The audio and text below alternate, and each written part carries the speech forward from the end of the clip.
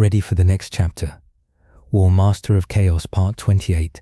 For 8 weeks, the Beastkin of Torredon had kept the assault of Governor Claudius Frollus's troops at bay. Ever since the governor had extracted a confession of working with the Beastkin from the verminous accomplice of Valisios the Serpent, the Torredon PDF had laid siege to the Agri-Moon, which had been entrusted onto the Beastkin thousands of years ago, despite the rat-like mutant being completely different from the reptilian Beastkin, and clearly some wretch Valisios had found during his travels and recruited as his aide, as part of some twisted joke. Frollus had taken the confession as incontrovertible proof that the Beastkin had allied with the Shadow Cartel, with the intent to rebel against the Imperial government in Torredon, and the entire population of Torredon Majoris, whether out of hatred or fear, had followed the governor in this madness. For generations, the Beastkin's treatment by their Imperial masters had grown steadily worse, despite the ancient writ granting them sole dominion over the first of the system's Agri-Moons, signed by one of the God Emperor's own divine sons in the distant past. They had endured the disdain, the whispers, the insults and the increased tithes, all too aware that things would be much, much worse everywhere else in the Imperium. But it hadn't been until Frollus's ascension to the seat of planetary governor and sole ruler of the entire system 3 decades ago that this simmering contempt and exploitation had turned into outright violent hatred.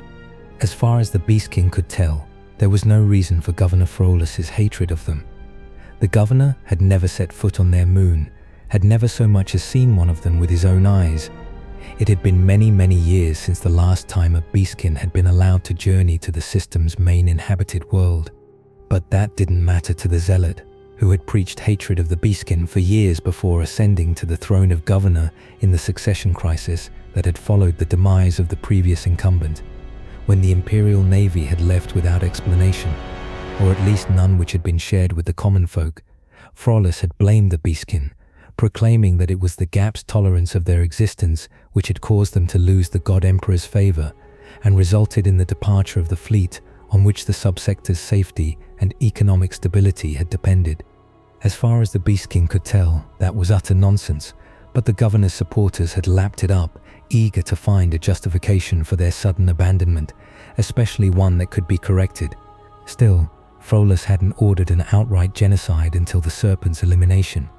The leaders of the Beastkin weren't sure whether he hadn't been ready yet, had needed a final excuse to convince those who still resisted his insanity, or, the most disturbing possibility of all, whether he truly believed the lies he had woven out of whole cloth. In the end, it didn't matter. Whatever the reason, thousands of PDF had descended upon the Agri-Moon with orders to eliminate all rebels, which their commanders had interpreted as shoot every Beastkin in sight until you run out of ammunition. Not that they'd had the opportunity to try. Althea, champion of the Beastkin, had led her people's defense of the deep wells, those vast passages that, in better times, had carried the produce of the great underground farms to the surface. Though the minions of the governor were far better armed and equipped than the Beastkin, Althea's leadership and the Beastkin's greater physical abilities allowed them to suffer only slightly greater casualties than the invaders, and to keep them at bay from the men and children as they evacuated deeper into the underground complexes of Torredon Minoris-One. What only a handful of Beastkin leaders knew was that Frollus's own ruthless purges of the PDF's higher ranks over the years had led to the ascension of a number of military officers whose sole reason for advancement was their lavish loyalty to the governor rather than any true skill. When Frollus had given the order to purge Torredon Minoris-One, they had hurried to obey without considering the logistics of the endeavor, and their soldiers had paid the price. And so, for 8 weeks the Beastkin held their ground. Through it all, their prophet Tariq exhorted them to keep holding on. He preached of the coming of the Liberator, as he had done for over a decade, promising his people that salvation would come. Few still believed his words, though Tariq was respected for his service to the community, his constant efforts to calm down flaring tempers and help organize the people who'd been displaced by the PDF's advance. And then, on the first day of the 9th week, word began to filter down the ranks of the underground's defenders, first in disbelieving whispers, then in excited shouts. Help had arrived. After emerging from the warp, The Protectorate fleet sailed toward the heart of the Torredon system, ignoring the orbital stations around the system's gas giants, as we went straight for the Hive World and its trio of agri-moons. Once again, Ayara would come through for us. In truth, while I had vaguely known of the rogue traders before, I hadn't grasped the influence and authority they wielded in the Imperium, though I suspected most rogue traders weren't like Ayara Lu, and not just because of her heretical leanings. The last the Torredon SDF had heard, she and the Worldwounder were off hunting pirates, and now she was back with a fleet of unknown origins, accompanied by the captured flagships of two of the subsector's infamous crime lords. Thus, when she put on her best aristocratic manner and demanded that the system boats patrolling the Mandeville Point let her pass, they were only too eager to get out of her way.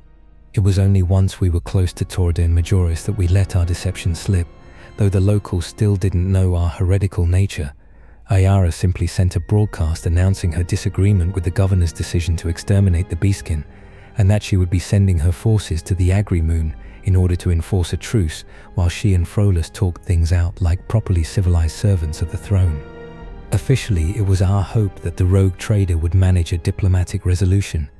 Unofficially, Slaukenberg native was certain it wouldn't work, and we'd end up having to shoot the governor, and none of them felt bad about it. I wasn't so certain myself, but I was self-aware enough to know my own hopes might be affecting my judgment in the matter. In any case, as the infamous arch-heretic who had led an anti-imperial rebellion and killed an inquisitor, my presence wouldn't have contributed anything to these talks. As isolated from the rest of the Imperium as the Torredon subsector had been even before current events, if the people of Dis Station had heard about me, then the subsector's capital definitely had. And so I was once again left with no choice but to lead the troops from the front, or at least give the impression that I was doing so. As our transport sailed through the void and toward Torredon Minoris-One, I reflected on what I knew of the mess we were about to stroll into. On our way to Torredon, Basileus Seda had been given access to the Worldwounder's archives, which had proven their usefulness many times since the beginning of this campaign. Regarding the Beastkin, after spending over 2 weeks absorbed in his studies, the Magos Biologus had emerged and summarized his findings for the rest of us in the ship's stratageum. The Beastkin were, according to Basileus Zeta, a subspecies of humanity displaying extreme gender dimorphism. Translated into Gothic, that meant that while the males were basically humans with scales, slitted eyes and venomous fangs, the females had snake tails instead of legs, and were a lot taller, unlike the male Beastkin, whose bodies were humanoid but completely covered in scales. The females of the breed had completely human upper half, apart from their slitted pupils and forked tongues. In addition to the females being proportionally stronger due to their size, the eyes of the Beastkin were well adapted to their low light conditions. They could see heat, along with a myriad other colors we baseline humans had no name for and couldn't hope to perceive without replacing our fleshy eyeballs with augmetics. Intellectually, they were the equals of baseline humans, although they'd been kept to a primitive level of education, even by Imperial standards for generations. How exactly this made sense from a biological perspective was beyond me, and the Magos Biologus was fairly certain they were the result of some ancient techno-lord meddling with the human genetic code. When I had asked him why, he'd shrugged, and told me that he'd no idea either. For all we knew, some pre-Imperial geneticist had just been unhealthily fond of snakes. I remember them, Akivasha had said suddenly, staring at the projected images of the Beastkin on the room's central hololith. You do? Basileus Zeta had asked, clearly surprised. Curious, there is no evidence of the Beastkin's presence outside of the system. Our memories are vague, the Paragon had admitted, but I recall fighting alongside them long ago. Against whom? I'd asked, more than a little worried. I don't recall, she'd replied, obviously frustrated, but it was the enemy against whom my entire race fought at the time. Despite the very polite and restrained questioning of Basileus Zeta, Akivasha hadn't managed to remember anything more, which worried me more than I cared to admit. We'd already known the vampires had been created to fight in some ancient apocalyptic war, of course. Akivasha had told us after our battle with Hashakik, who had apparently been a relative of one of the first vampires. turned out of pity instead of a recruit to help fight this mysterious enemy. To be perfectly honest, the notion of a foe so powerful it had required the creation of not one, but apparently two stable mutant breeds terrified me. I'd asked whether Akivasha thought this ancient war had any link to the legendary Horus heresy, but she told me she was fairly certain it didn't. After 10,000 years, her memories were foggy at best, something which frustrated her to no end, but was apparently common among the oldest vampires. After spending several long hours staring at a wall in my quarters, trying to imagine what manner of conflict could have pushed the ancients to create the vampires and Beastkin, I decided to put the matter firmly out of my mind as long as I could help it. The one thing Akivasha remembered with certainty was that they had won, so I didn't need to worry about whoever or whatever it was they'd been fighting, and the Beastkin had supposedly been recognized as part of the Imperium by a Primarch during the Great Crusade. If a son of the Emperor thought they deserved to be part of the Master of Mankind's subjects, then that was good enough for me, and really should have been enough for Governor Frollus as well. But, for one reason or another, I was leaning towards sheer stupidity myself. It hadn't been, and so I was forced into danger once more. At least this time it would be far less dangerous than the fighting on Cassandron. If the PDF had been held back by a bunch of mutants without any weaponry more advanced than sharp metal sticks, they were unlikely to be much of a threat to me inside the Liberator Armor. I was right, but as it turned out, the PDF would be the least of my worries in the Torredon system. We landed on the moon's surface, which was a desolate plain stretching from horizon to horizon. Around me, thousands of USA troopers disembarked from their own transports, immediately settling into formation. Attention, all Imperial forces. A ceasefire has been declared by the Lady Vanya Stobel, I declared, broadcasting my words on all frequencies. All PDF units presently on Torredon Minoris-One are to withdraw to the nearest spaceport immediately, pending a return to orbit as soon as possible. Anyone refusing to comply shall be met with the full might of the rogue traders' armies.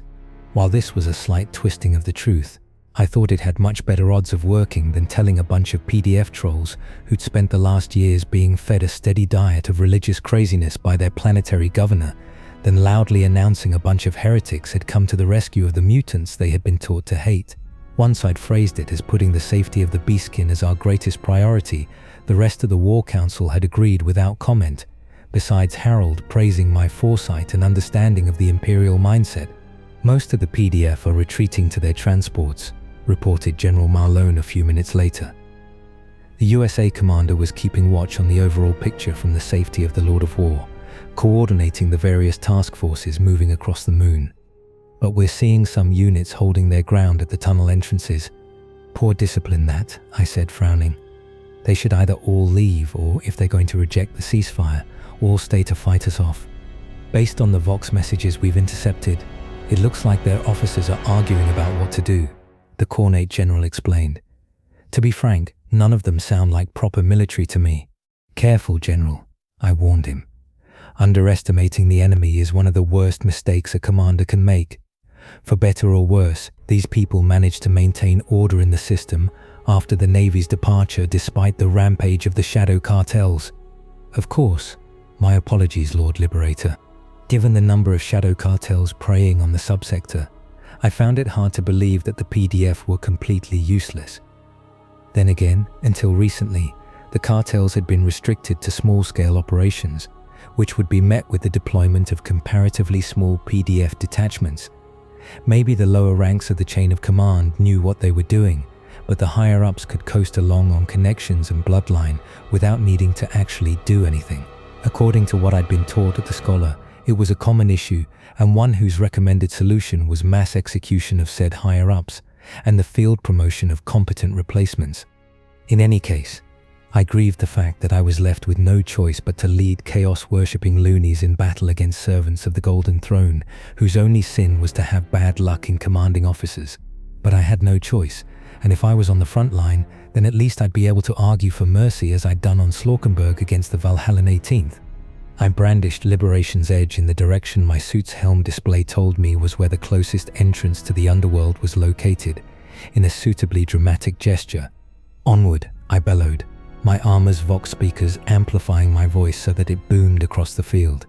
We crossed the distance in less than an hour, the troopers swallowing the kilometers at a rapid pace that I knew from their training regimen they could maintain for the better part of a day and still be able to fight at the end.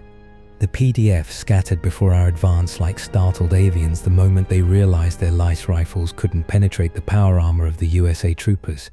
I heard over the Vox that the same thing was happening on every other site.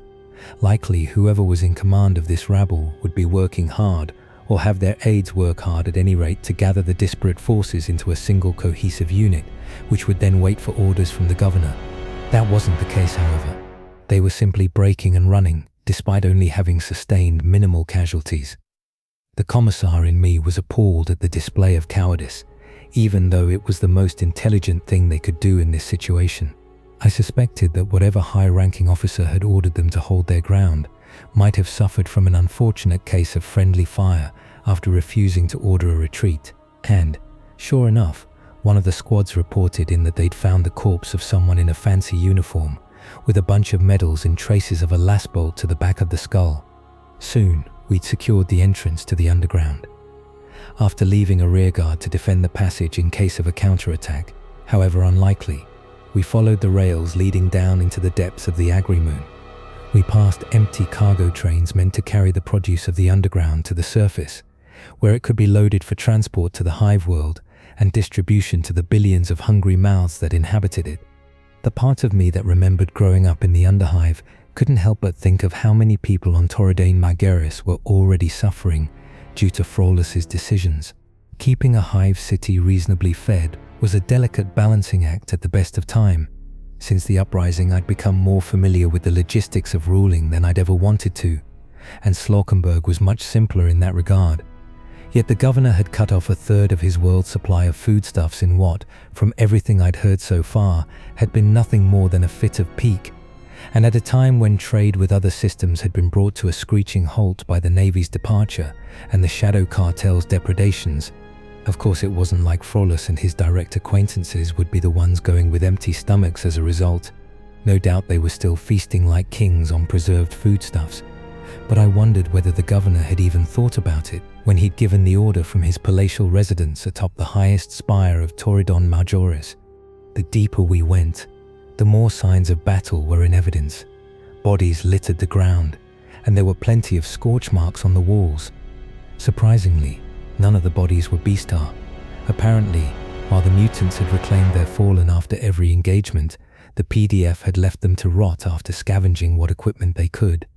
Any half-competent officer would have known this was a terrible idea, as the sight of their comrades' corpses without any visible enemy casualties would do catastrophic damage to the soldiers' morale. But I was beginning to think that was par for the course with the Torredon PDF. "Our hosts are waiting ahead," said Arkavasha after some time, moments before the troopers carrying Auspex devices began announcing they were detecting strange heat signatures approaching. The Beastkin didn't register as humans on the devices due to their deviant biology, but the Borgs had adjusted the sensors before we'd landed precisely for this scenario. "Keep your weapons down," I ordered. "We don't want any misunderstanding." Joining action to words, I deactivated Liberation's Edge, not that I'd needed to use it so far, and maglocked it to my waist. Around me, Jorgen and Hector did the same with their own weapons. Akavasha and Malice hadn't drawn their own since landing. In the former case, she wasn't carrying any, nor did she need them to be the single most dangerous being in the entire system. Moments later, the locals came into view. They were guarding a barricade made up of metallic containers, no doubt once used to carry the produce of the underground farms to the surface. I could see a dozen of them standing atop the containers, holding bows and scavenged last weapons, males only, judging by their humanoid bodies. I blink-clicked on my helmet's display and zoomed in on the face of the most visible one. He was as Basilios Zeta had described, and I wondered which Primarch had seen such blatant deviation from the human form, and decided it was acceptable.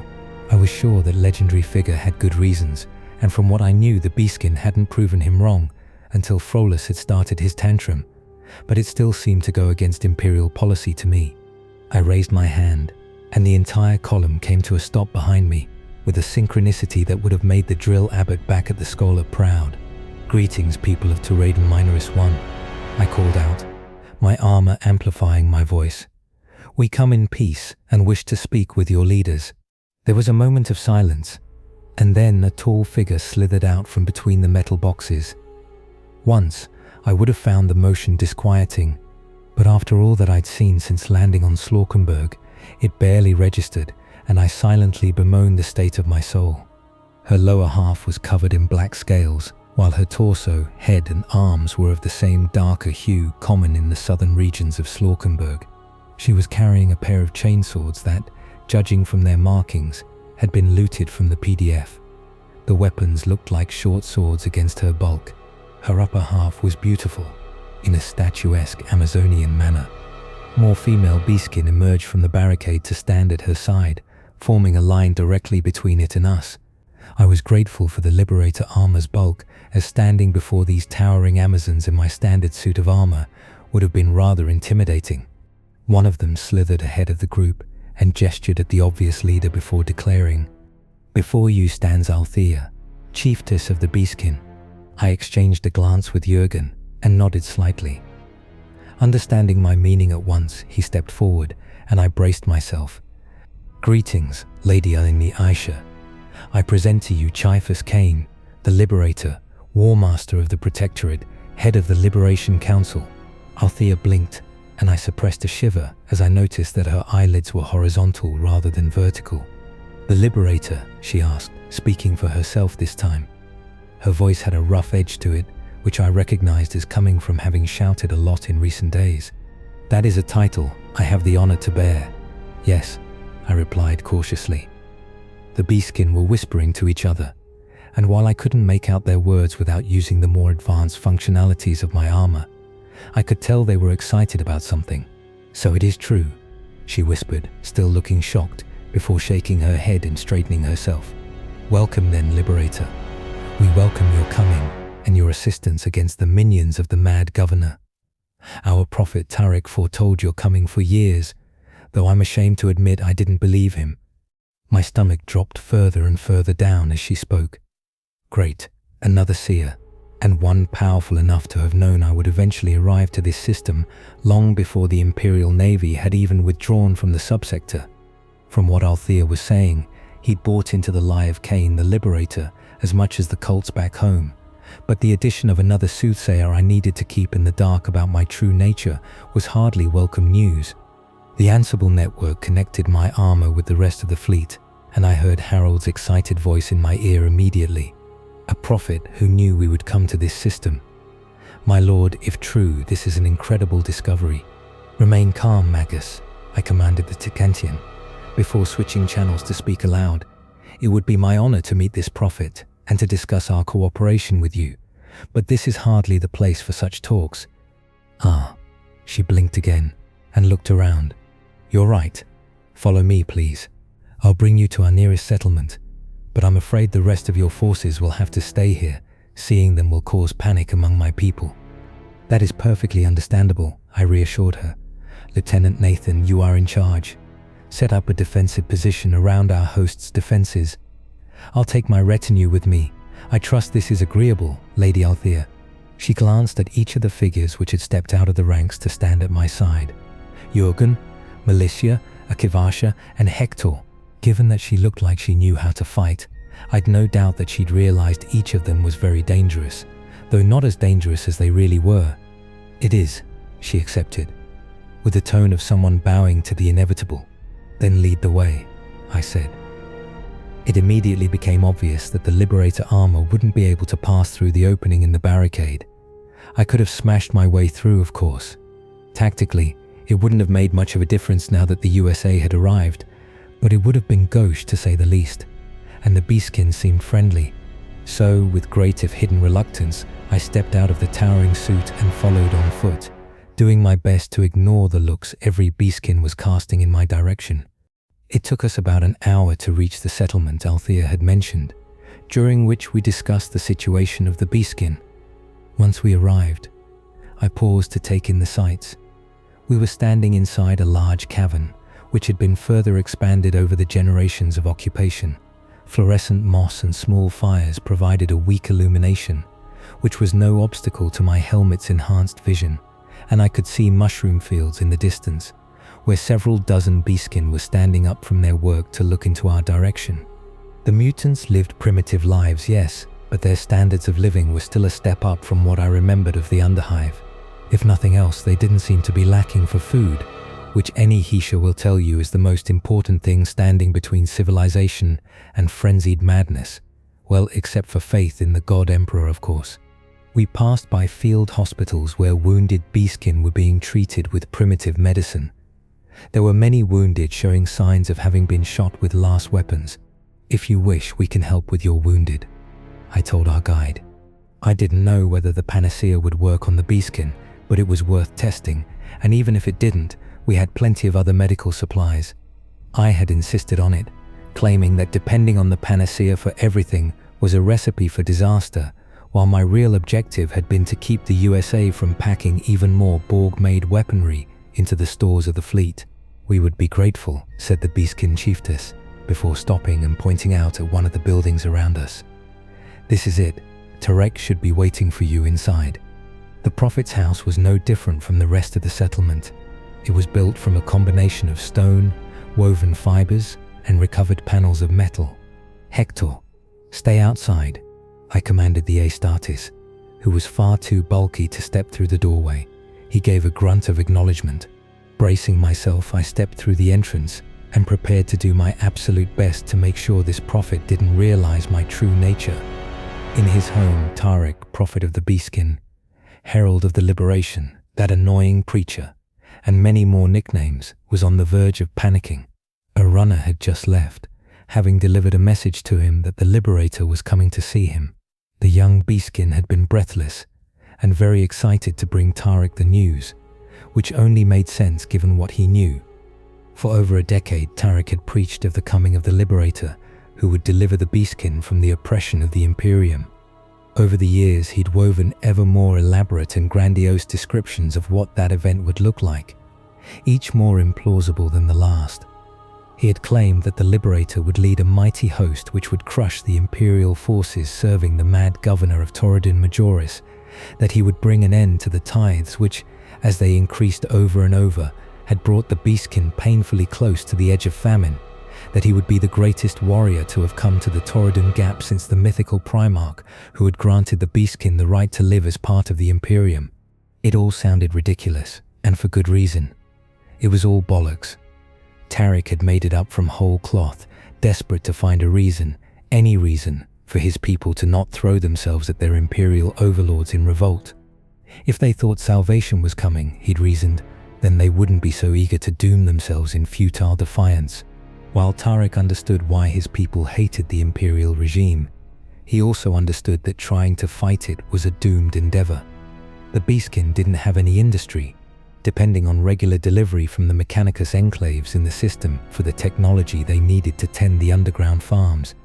They also didn't have any spaceships, so any rebellion would be confined to their own moon, unless they could seize one of the cargo haulers.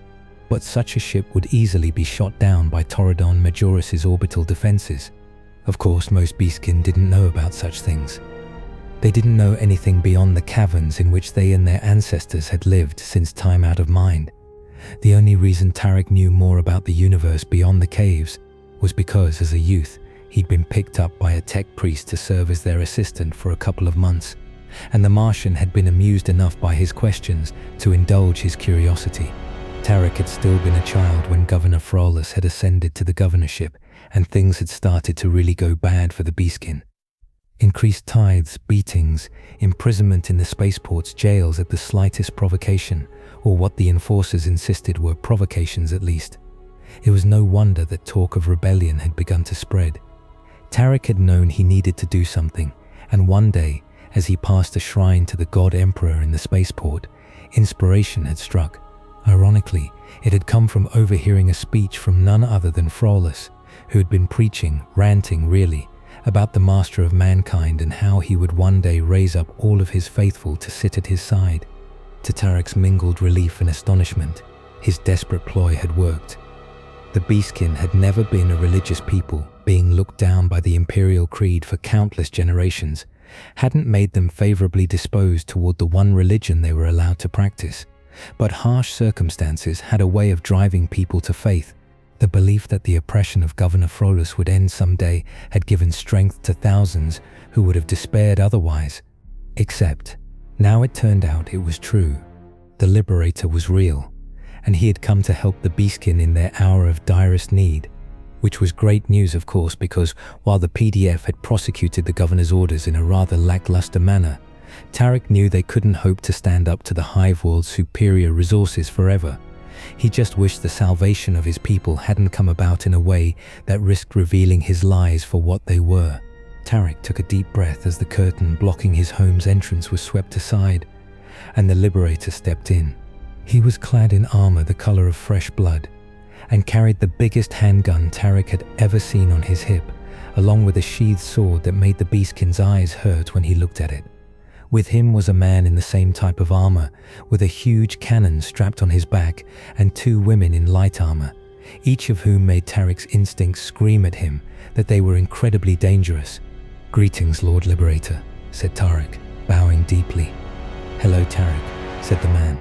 His voice was surprisingly gentle. Tarek had expected it to be full of fury, the voice of a warlord willing and able to wage war against the Imperium. "I am Ciaphas Cain. You are the prophet?"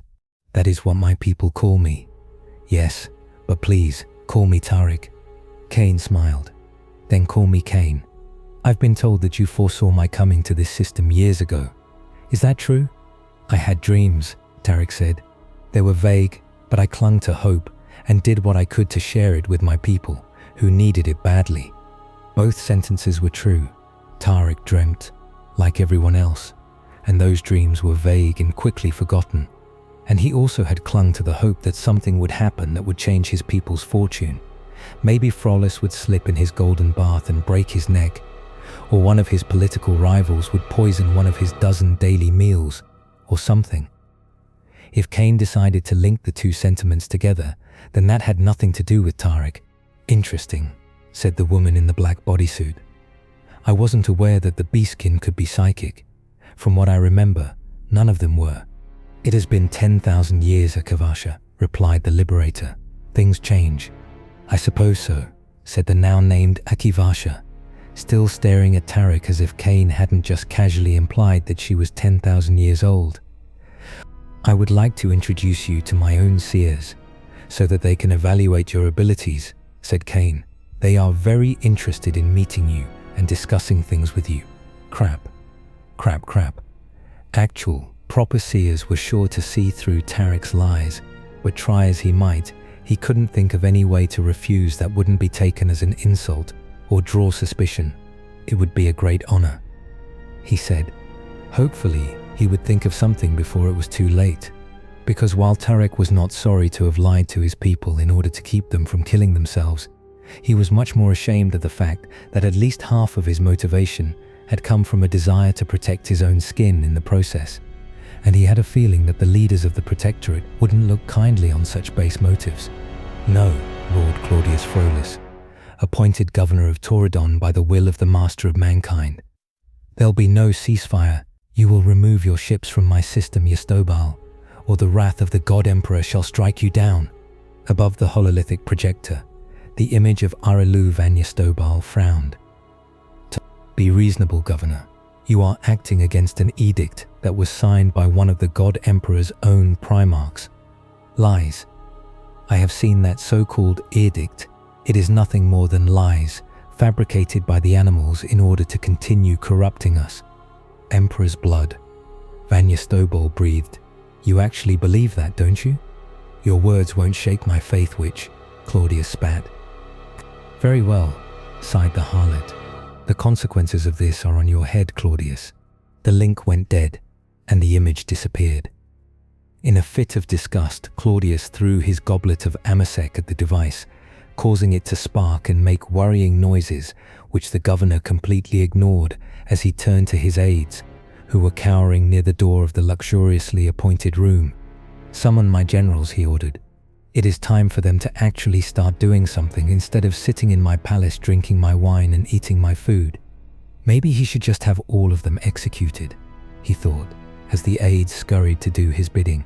After all, these incompetents had spent nearly 2 months failing to defeat a bunch of warp-touched animals, only to break ranks and flee at the first sign of serious resistance. But tempting as the idea was, Claudius suppressed it. The middle of a holy war was hardly the best time to replace the leaders of the PDF. Once this crisis was over and the heretics and mutants were purged, however, there would be a reckoning for those who had failed in their duties to the God Emperor. Then he'd be able to remake Torredon into a perfect world, one free of the taint of these filthy, filthy beasts. Then the Imperial Navy would return and bring order to the subsector by crushing all the deviants who had crawled out of the Outer Dark. For the first time in over a decade, Zerayah Cain wasn't on Slaukenberg. The daughter and heiress to the Liberator wasn't far from her adoptive homeworld. She could still see it in the reinforced window of the shuttle carrying her and her escort into orbit. A vast rolling sphere of blue, green and silver. It was beautiful, and she felt her determination to protect it grow even stronger at the view. She turned her head and looked through another window on the other side of the shuttle, this one showing her destination. A great warship, larger than any Zerayah had seen with her own eyes. Emeli's gift didn't count, because it was a space hulk and hadn't been built by men. Once the ship had borne the name Murderous Jest, but in the orbital shipyards of Adumbria, it had been reborn. The Borgs had led the crews they trained repairing the abandoned ships orbiting the second world of the Protectorate aboard the captured vessel, and they had worked for months to undo the damage it had suffered in the hands of its previous owner. From what Zerayah had heard, the ship had been in poor condition, with only the minimum of maintenance required to keep it running and in fighting shape, even as entire decks choked on filth and poisoned air. As part of this reconsecration of the vessel's machine spirit, the ship's hull had been repainted to remove the hideous paint job its previous owner had inflicted upon it. It was now red, and the sigils of the bringers of renewed greatness had been painted alongside those of the USA and the quartered circle of the Liberation Council. Following the months of repairs and cleansing at Adumbria, the ship had been sent to Slaukenberg in order to be properly crewed by Borgs and trained workers from the naval academies of the Protectorate's capital. Getting permission to visit had been a challenge, but Zerayah had managed to convince Jaffar that she would be safe, and that, as her father's chosen successor, she needed to start getting involved in the affairs of the Protectorate. She was pretty sure Jaffar had accepted more to appease her than anything else, but Zerayah would make the most of the opportunity. Gods knew she could use the distraction from her routine in Kainopolis. She enjoyed her life as an anonymous student at one of the city's great universities, but she still spent her days nervously wondering if something had happened to Daddy. Thanks to the Ansibles, Zerayah knew that Daddy was even now engaging the Torredon PDF in order to relieve the Beastkin from their unprovoked aggression. He'd won a lot of fights since leaving, and even though he'd saved many people, from the pirates and from the slaves of the Rotten One, Zerayah still wished he was here with her. She knew it was selfish, but she couldn't help it. Regular calls over the Ansible network just weren't the same. Murabah. I'm fine, Alcides, she reassured her companion as he stirred from his repose, having sensed her agitation. The black megaphelid wasn't enjoying the flight, as evidenced by the miserable expression on his face. Presumably, an ordinary animal would have freaked out at being taken out of a planet's environment and into a metal box flying through the sky at speed far beyond anything nature had ever intended for them. But Alcides had been genetically engineered to serve as a pet and status symbol for some Imperial nobleman, and he couldn't have fulfilled that function if he'd puked everywhere while in transit. He wasn't comfortable and wouldn't be until they got aboard a ship, but he could handle it.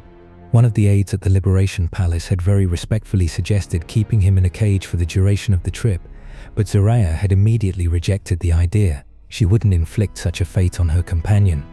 The rest of the flight went on without trouble, which was only to be expected, given that the craft was piloted by one of the best pilots left in Slaukenberg. The gunship landed aboard one of the still nameless vessel's hangar bays, and Zerayah stepped down the boarding ramp, surrounded by a squad of USA troopers in power armor and with Alcides prowling at her side.